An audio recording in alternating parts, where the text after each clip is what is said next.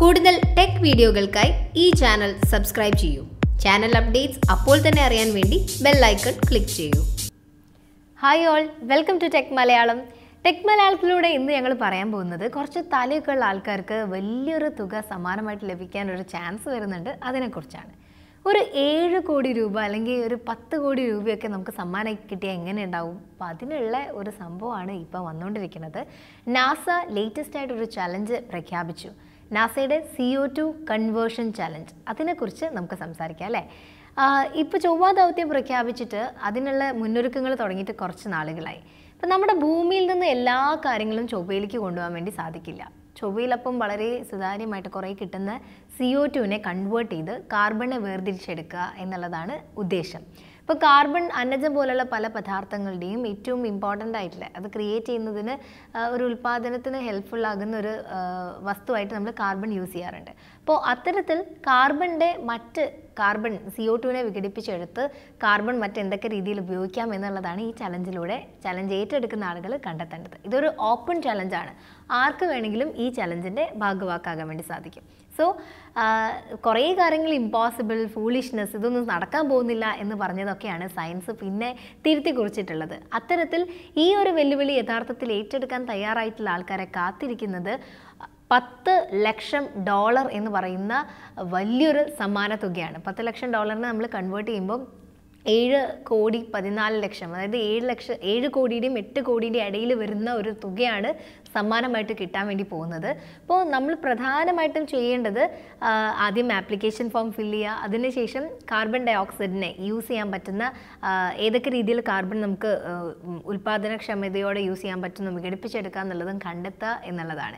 ഇതിപ്പോൾ നമ്മുടെ പുറത്ത് ബഹിരാകാശത്ത് മാത്രമല്ല, ഇത് ഭൂമിയിലും കുറേ പരീക്ഷണങ്ങൾക്ക്, കുറേ പുതിയ മാറ്റങ്ങൾക്ക് ടെക്നോളജിക്കലി യൂസ് ചെയ്യാൻ വേണ്ടി സാധിക്കുമെന്ന് കൂടി പറയുന്നുണ്ട്. ഇപ്പം അവിടെ പോയി കഴിഞ്ഞാൽ എല്ലാ കാര്യങ്ങളും ഭൂമിയിൽ നിന്ന് എടുത്ത് കൊണ്ടുപോകാൻ വേണ്ടി പറ്റില്ല. അത് വളരെ ഇമ്പോസിബിൾ ആയിട്ടുള്ളൊരു ടാസ്ക് തന്നെയാണ്. അപ്പോൾ അവിടെയുള്ള കാര്യങ്ങൾ യൂസ് ചെയ്തിട്ട് വേണ്ട അന്തരീക്ഷത്തിലുള്ള മാറ്റങ്ങളും വസ്തുക്കളിൽ ഉണ്ടാക്കുന്ന മാറ്റങ്ങളൊക്കെ ക്രിയേറ്റ് ചെയ്തെടുക്കുക എന്നുള്ളതാണ് നാസയിലുള്ള സയൻറ്റിസ്റ്റുകളുടെ ലക്ഷ്യം എന്ന് പറയുന്നത്. അപ്പം നിങ്ങൾക്കും ഇത്തരത്തിലൊരു ക്രിയേറ്റീവായിട്ടുള്ള ആശയം ഉണ്ട്, അല്ലെങ്കിൽ നിങ്ങളുടെ മനസ്സിൽ ഇപ്പോൾ ഒരു ഐഡിയ, അത് സയൻറ്റിഫിക്കലി തെളിയിക്കാൻ പറ്റുമെന്ന് തോന്നുന്ന ഒരു ഐഡിയ വരുന്നുണ്ടെങ്കിൽ ഈ വീഡിയോയിൽ പറയുന്ന കുറച്ച് കാര്യങ്ങളുണ്ട്, അതുകൂടി ശ്രദ്ധിക്കാം.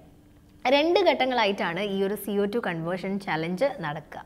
ആദ്യത്തെ ഘട്ടത്തിൽ വെല്ലുവിളി ഏറ്റെടുക്കുന്ന ആൾക്കാർ എങ്ങനെയാണോ, എന്ത് ആശയം യൂസ് ചെയ്തിട്ടാണോ ഈ CO2 കൺവേർഷൻ, CO2നെ മാറ്റിയെടുക്കാനുള്ള അല്ലെങ്കിൽ വളരെ ഒരു ക്രിയേറ്റീവ് വേയിൽ അത് യൂസ് ചെയ്യാനുള്ള ഒരു പദ്ധതി ഉണ്ടാക്കിയതിന് ശേഷം അത് സമർപ്പിക്കുക.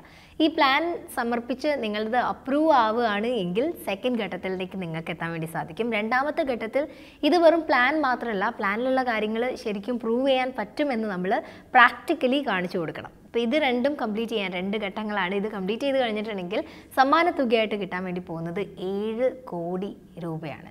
അപ്പം വളരെ നല്ല തലയൊക്കെ ഉള്ള ആൾക്കാർ, സയൻറ്റിസ്റ്റുകൾ മാത്രമല്ല, ചില സയൻസ് നന്നായിട്ട് അറിയുന്ന സ്റ്റുഡൻസ്, ടീച്ചേഴ്സ് ഒക്കെ മത്സരിക്കാം. വ്യക്തികൾക്ക് മത്സരിക്കാം, ഗ്രൂപ്പ് ഓഫ് പീപ്പിൾ, സംഘങ്ങൾക്ക് മത്സരിക്കാം, അസോസിയേഷൻസ്, ഒരു സംഘടനകൾക്കും മത്സരിക്കാം. അപ്പോൾ ഓപ്പൺ ആയിട്ടുള്ള ഒരു ചലഞ്ചാണ് വന്നിരിക്കുന്നത്. എങ്ങനെ മത്സരിച്ചാലും ശരി, പ്രാക്ടിക്കലി കൊണ്ടുവരാൻ സാധിക്കുന്ന ഒരു ആശയമാണ് തേടിക്കൊണ്ടിരിക്കുന്നത്.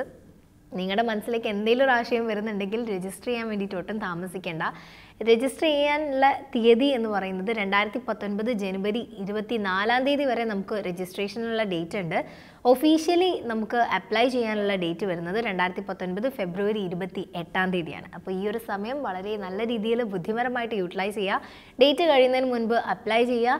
നിങ്ങളുടെ കുറച്ച് തലയിൽ ആൾതാമസമുള്ള സുഹൃത്തുക്കളായിട്ട് ഇത് ഡിസ്കസ് ചെയ്യുക. അപ്പോൾ കാർബൺ ഡൈ ഓക്സൈഡിനെ നമുക്ക് ഏതൊക്കെ രീതിയിൽ മാറ്റിയെടുക്കാം, കാർബണിനെ വേർതിരിച്ചെടുക്കാം, കാർബണിൻ്റെ മറ്റു രീതിയിലുള്ള ഉപയോഗം എങ്ങനെ അത് നമുക്ക് പ്രാക്ടിക്കലി യൂസ് ചെയ്യാൻ തുടങ്ങിയിട്ടുള്ള കാര്യങ്ങളാണ് ഈ ഒരു പരീക്ഷണ ഘട്ടത്തിൽ വെല്ലുവിളി ഏറ്റെടുക്കുന്ന ആൾക്കാർ ആശയത്തിലൂടെയും പ്രാക്ടിക്കലിയും കൊണ്ടുവരേണ്ടത്. സോ ഈ ചലഞ്ച് ഏറ്റെടുക്കുന്നുണ്ട് എങ്കിൽ നിങ്ങൾ തീർച്ചയായും അതിന് വേണ്ട കാര്യങ്ങൾ ചെയ്യുക.